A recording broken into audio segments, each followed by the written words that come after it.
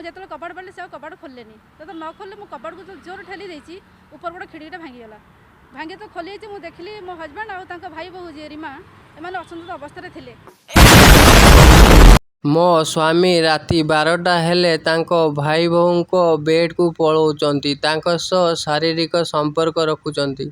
एकथा मु जमा बिलीव करुनथिली किंतु निज आखिरे दिने मु एसबु देखिली जे दुई जन उलग्न अवस्था रे तांको भितरे शारीरिक संपर्क रखुचंती। मु एकथा मो स्वामी को पचारिला बेलकु मो स्वामी मते माड़ मारिबा सह मते बहुत कटु भाषा गाली दउचंती। मु एकथा न सही पारी मु थाना को आसी तांको नारे केफार दबाक।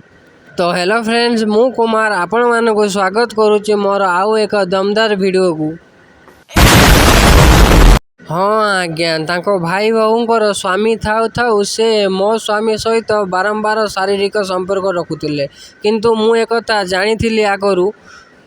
मो चैनल को जदि प्रथम थर पई देखुचंती मो चैनल को सब्सक्राइब करंतु, लाइक करंतु, शेयर करंतु।